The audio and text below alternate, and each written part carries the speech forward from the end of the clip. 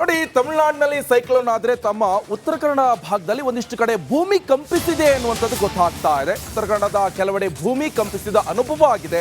ಸಿದ್ದಾಪುರದ ಹೆಗ್ಗರಣಿ, ಹೆರೂರು, ಗೋಳಿಮಕ್ಕಿ ಭಾಗ ಮಧ್ಯಾಹ್ನ 12ರ ಸರಿಸುಮಾರಿಗೆ ಸಣ್ಣದಾಗಿ ಭೂಮಿ ಕಂಪಿಸಿದ ಅನುಭವ ಆಗಿದೆ. ನೋಡಿ, ದೊಡ್ಡ ಶಬ್ದದೊಂದಿಗೆ ಭೂಮಿ ಕಂಪಿಸಿರುವಂತಹ ಹಿನ್ನೆಲೆಯಲ್ಲಿ ಜನರು ಕೂಡ ಆತಂಕಗೊಂಡಿದ್ರು. ಮನೆಯಿಂದ ಹೊರಬಂದಿದ್ದಾರೆ ಜನರು. ಏನಾಗ್ತಾ ಇದೆ, ಏನು ಎತ್ತ ಯಾವುದು ಕೂಡ ಗೊತ್ತಾಗಿಲ್ಲ. ಜನರು ಕೂಡ ಭಯಭೀತಗೊಂಡ್ರು. ಯಾಕಂತ ಹೇಳಿದ್ರೆ ಈ ಭೂಮಿ ಕಂಪಿಸಂಥ ಸಂದರ್ಭದಲ್ಲಿ ಮನೆ ಒಳಗಿದ್ರೆ ಎಲ್ಲೋ ಒಂದು ಕಡೆ ಬಿದ್ಗಿಟ್ರೆ ಏನಾದ್ರು ಭಯ ಆಗುತ್ತಲ್ಲ, ಅದಕ್ಕೆ ಹೊರಗಡೆ ಓಡ್ ಬರ್ತಾರೆ. ಹಾಗೆ ಇಲ್ಲೂ ಕೂಡ ಅದೇ ಆಗಿದ್ದೊಂದು. ಇಲ್ಲಿ ಕುಳಿತ ಸೋಪ ಕೂಡ ಅಲಗಾಡಿದ ಅನುಭವ ಕೂಡ ಆಗಿದೆ. ಜನರು ಕೂಡ ಅದರ ಬಗ್ಗೆ ಒಂದಿಷ್ಟು ಮಾಹಿತಿಗಳನ್ನು ಕೂಡ ಕೊಟ್ಟಿದ್ದಾರೆ. ಕಬ್ಬಿಣದ ತಗಡಿನ ಮನೆಯಲ್ಲಿ ಸ್ಪಷ್ಟವಾಗಿ ಕೇಳಿಸಿದ ಶಬ್ದ ಇದು. ಸಿದ್ದೇಶ್ವರ ದೇವರ ಮೊರೆ ಹೋಗಿದ್ದಾರೆ, ಮನೆ ದೇವರ ಮೊರೆ ಹೋಗಿದ್ದಾರೆ ಮಾಜಿ ಮುಖ್ಯಮಂತ್ರಿ ಯಡಿಯೂರಪ್ಪ.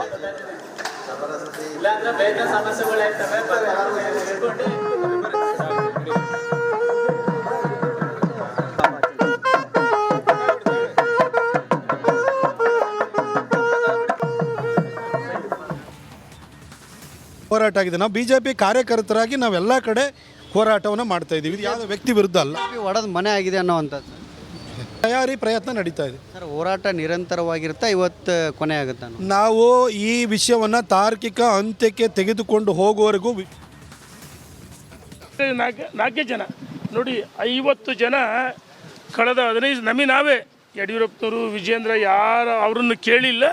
ಇವತ್ತು ನಮಗೆ ಸಮಯ ಕೊಡಬೇಕು. ನಾವೆಲ್ಲ ಹಿರಿಯರು ಸೇರಿ ನಿನ್ನೆ ಮೊನ್ನೆ ಕಳೆದ 15 ದಿವಸದಿಂದ ಏನೇನೋ ರಾಜಕೀಯ ವಿದ್ಯಮಾನಗಳು ನಾವು ಹೋದಾಗ ಕಾರ್ಯಕರ್ತರು, ಮುಖಂಡರು ಭಾವನೆಗಳು ಹೇಳಿದರು. ಆ ಭಾವನೆಗಳನ್ನು ವ್ಯಕ್ತಪಡಿಸೋದಕ್ಕೆ ನಾವು ಬರ್ತೀವಿ ಅಂತ ಹೇಳಿದ್ವಿ, ಉಪಹಾರ ಮಾಡಿದ್ವಿ.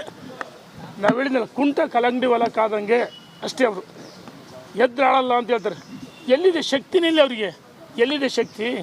ಇಲ್ಲಪ್ಪ, ಏನೋ ಬಿ ಜೆ ಪಿ ಪಕ್ಷಕ್ಕೆ ಸ್ವಲ್ಪ ಉಸಿರು ಬಂದಂಗಾಯಿತು. ಎಲ್ಲ ಒಂದು ಸೈಡ್ ಆಗಿತ್ತು. ಯಾರ್ಯಾರೋ ಬಾಯಿಗೆ ಬಂದಂಗೆಲ್ಲ ಮಾತಾಡ್ಕೊಂಡು ಹೋಗ್ತಾಯಿದ್ರು. ಯಡಿಯೂರಪ್ಪನವ್ರ ಬಗ್ಗೆ, ಪಕ್ಷದ ಅಧ್ಯಕ್ಷರ ಬಗ್ಗೆ ಭಾಳ ಕೆಟ್ಟದಾಗಿ ಮಾತಾಡ್ಕೊಂಡು ಹೋಗ್ತಾಯಿದ್ರು. ನೀವು ಮಾಡಿದ್ದು ಸರಿ ಇದೆ, ಪಕ್ಷದ ಬೆಂಬಲಕ್ಕಾಗಿ ನೀವು ಕೈಗೊಂಡಿರುವಂಥ ಕಾರ್ಯಕ್ರಮ ಸರಿ ಇದೆ ಅಂತ ಹೇಳಿದ್ರು. ನಾವು ವಿಘ್ನೇಶ್ವರನಲ್ಲಿ ಮತ್ತು ಚಾಮುಂಡೇಶ್ವರಿಯಲ್ಲಿ ಪ್ರಾರ್ಥನೆ ಮಾಡ್ಕೊಂಡು ಬಂದಿದ್ದೇವೆ. ಈ ದುಷ್ಟಶಕ್ತಿಗಳ ನಿವಾರಣೆ ಆಗಬೇಕು, ಪಕ್ಷ ಬಲಪಡಿಸಬೇಕು. ನಮ್ಮ ಪಕ್ಷದ ಅಧ್ಯಕ್ಷರಾದಂಥ ವಿಜೇಂದ್ರ ಅವರ ನೇತೃತ್ವದಲ್ಲಿ ನಾವೆಲ್ಲರೂ ಕೂಡ ಪಕ್ಷವನ್ನು ಸಂಘಟನೆ ಮಾಡಿ ಮುಂದಿನ ದಿನಗಳಲ್ಲಿ ಅವರ ನೇತೃತ್ವದಲ್ಲಿಯೇ ಚುನಾವಣೆಗೆ ಹೋಗಿ ಮತ್ತೆ 130-135 ಸೀಟುಗಳನ್ನು ಗೆದ್ದು ಅಧಿಕಾರಕ್ಕೆ ಬರಬೇಕು ಅನ್ನೋಂಥ ಒಂದು ಬೇಡಿಕೆಯನ್ನು ದೇವರುಗಳಲ್ಲಿ ನಾವು ಇಟ್ಟು ಬಂದಿದ್ದೇವೆ. ಇದಾದ ನಂತರ ನಾವು ನಮ್ಮ ಪಕ್ಷದ ಇದುವರೆಗೂ ನಾವು ಯಡಿಯೂರಪ್ಪನವ್ರನ್ನ ಭೇಟಿ ಆಗಿರಲಿಲ್ಲ. ಈಗ ಏನು ನಡೆದಿದೆ ಅಂಥೇಳಿ, ಏಕೆಂದರೆ ನಾವು ಪ್ರತ್ಯೇಕವಾಗಿ ಹೋಗಿದ್ದರೂ ಕೂಡ ನಾವು ಪಕ್ಷದ ಪರವಾಗಿ ಮತ್ತು ಈ ಪಕ್ಷದ ರೇಣುಕಾಚಾರ್ಯವರು, ಬಿ ಸಿ ಪಾಟೀಲರು, ಹಾಲಪ್ಪನವರು, ನಾಗೇಂದ್ರ ಅವರು ನಾವೆಲ್ಲ ಕೂಡ ಪ್ರಮುಖರೆಲ್ಲ ಸೇರಿ ನಮ್ಮ ನಾಯಕರಾದಂಥ ಯಡಿಯೂರಪ್ಪನವ್ರನ್ನ ಭೇಟಿಯಾಗಿ ತದನಂತರ ನಮ್ಮ ಅಧ್ಯಕ್ಷರನ್ನು ಕೂಡ ರಿಕ್ವೆಸ್ಟ್ ಮಾಡ್ಕೊಂಡಿದ್ದೀವಿ. ನಾವು ಎಲ್ಲ ಭಾಗದಲ್ಲಿ ಟೂರ್ ಮಾಡಬೇಕು, ಎಲ್ಲ ಕಡೆ ಹೋಗಿ ಪಕ್ಷದ ಸಂಘಟನೆ ಮಾಡಬೇಕು ಅಂತ ಕೇಳ್ಕೊಂಡ್ವಿ. ಅವ್ರು ಹೇಳಿದ್ರು, ಆಯಾ ಕ್ಷೇತ್ರದಲ್ಲಿ ಯಾರ್ಯಾರಿದ್ದಾರೆ ಅವರು ಪಕ್ಷದ ಸಂಘಟನೆಯನ್ನು ಮಾಡಬೇಕು. ಇಲ್ಲಿ ತನಕ ನೀವು ಟೂರ್ ಮಾಡಿ ಬಂದಿದ್ದೀರಿ, ಆದರೆ ನೀವು ಎಲ್ಲ ಕಡೆ ಹೋಗಬೇಕು, ಪಕ್ಷದ ಸಂಘಟನೆ ಮಾಡಬೇಕು ಅಂತ ನಮಗೆ ಸಲಹೆ ಕೊಟ್ಟಿದ್ದಾರೆ. ನಾವು ಏನೇನು ನೋಡಿ, ಈಗ ಕಟ್ಟಾಗಿರ್ತಕ್ಕಂಥದ್ದು ಇದು ಪಕ್ಷದ ವೇದಿಕೆಯಲ್ಲಿ ಆಗಿರೋದ್ರಿಂದ ಪಕ್ಷದ ಸಮಾವೇಶ ಆಗುತ್ತೆ. ಅಫ್ಕೋರ್ಸ್ ಸಿದ್ದರಾಮಯ್ಯ ಅವರು ಭಾಗಿಯಾಗ್ತಾರೆ, DCM ಭಾಗಿಯಾಗ್ತಾರೆ, ಇನ್ನುಳಿದಂತೆ AICC ನಾಯಕರು ಭಾಗಿಯಾಗಬಹುದು. ಆದರೆ ಸಿದ್ದರಾಮಯ್ಯ ಆಪ್ತ ಸಚಿವರು ಯಾವ ಉದ್ದೇಶವನ್ನು ಇಟ್ಕೊಂಡು ಸಿದ್ದರಾಮಯ್ಯ ಅವರಿಗೆ ಬಲ ತುಂಬಬೇಕನ್ನುವಂಥ ನಿಟ್ಟಿನಲ್ಲಿ ಮಾಡ್ತಾ ಇದ್ರು ಸಮಾವೇಶ, ಅದು ಈಗ ಕಟ್ಟಾಗಿರ್ತಕ್ಕಂಥದ್ದು. ಇದು ಎಲ್ಲ ಒಂದು ರೀತಿಯಲ್ಲಿ ಅವ್ರಿಗೆ ಅಸಮಾಧಾನ ಆದಂತೆ ಕಾಣಿಸ್ತಾ ಇದೆ. ಇವತ್ತಿನ ಪೂರ್ವಭಾವಿ ಸಭೆಗೆ ಎಲ್ಲ ಸಚಿವರು ಗೈರಾಗಿದ್ದರು. ಪ್ರಮುಖವಾಗಿ KN Rajanna, Mahadevappa, K Venkatesh, George ಇವರೆಲ್ಲರೂ ಕೂಡ ಸಿದ್ದರಾಮಯ್ಯ ಅವರ ಆಪ್ತ ಸಚಿವರು ಇವರೇ ಈ ಒಂದು ಸಮಾವೇಶವನ್ನು ಆಯೋಜನೆ ಮಾಡ್ತಾ ಇದ್ರು.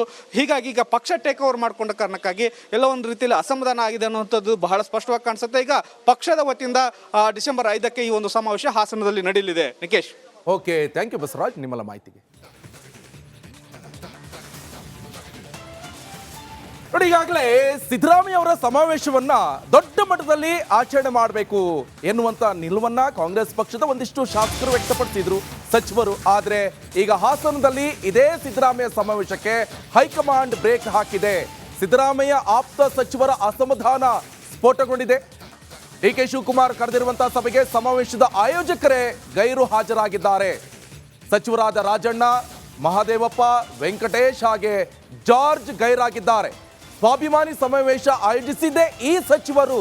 ಈಗ ಕಾಂಗ್ರೆಸ್ ನೇತೃತ್ವದಲ್ಲಿ ಈ ಸಮಾವೇಶ ಆಯೋಜನೆಗೆ ಕೆಪಿಸಿಸಿ ಅಧ್ಯಕ್ಷ ಡಿಕೆ ಶಿವಕುಮಾರ್ ಕರೆದ ಸಭೆಗೆ ಗೈರಾಗಿರುವ ಕಾರಣದಲ್ಲಿ ಎಲ್ಲ ಒಂದ್ ಕಡೆ ಈ ಸಮಾವೇಶ ನಡೆಯೋದು ಡೌಟ್ ಅಂತ ಹೇಳಲಾಗ್ತಾ ಇದೆ.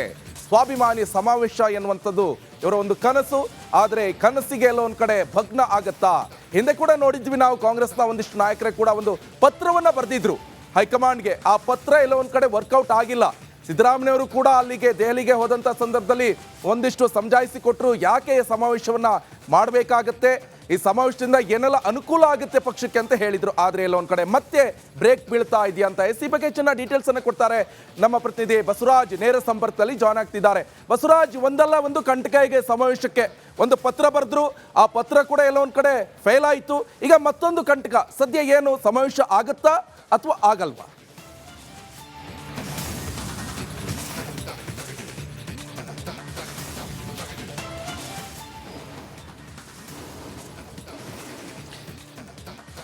ನಿಕೇಶ್, ಇಲ್ಲಿ ಸಮಾವೇಶ ಆಗುತ್ತೆ. ಆದರೆ ಸಮಾವೇಶದ ರೂಪುರೇಷೆಗಳು ಈ ಹಿಂದೆ ಏನು ಇತ್ತು ಅದು ಬದಲಾವಣೆ ಆಗಿದೆ. ಹಿಂದೆ ಸಿದ್ದರಾಮಯ್ಯನವರ ಸ್ವಾಭಿಮಾನಿ ಸಮಾವೇಶ ಅಂತ ಅಹಿಂದ ವರ್ಗದ ನಾಯಕರು ಮಾಡ್ತಾ ಇದ್ರು. ಅದಕ್ಕೆ ಒಂದಷ್ಟು ಸಚಿವರು ಬೆಂಬಲವಾಗಿ ನಿಂತ್ಕೊಂಡು ಈ ಒಂದು ಸಮಾವೇಶನ ಆಯೋಜನೆ ಮಾಡಿದ್ರು. ಯಾವಾಗ ಪತ್ರ ದೆಹಲಿ ಅಂಗಳಕ್ಕೆ ತಲುಪ್ತೋ ಇದು ಪಕ್ಷದಲ್ಲಿ ಒಂದಷ್ಟು ಒಡಕನ್ನು ಹುಟ್ಟಿಸುತ್ತೆ.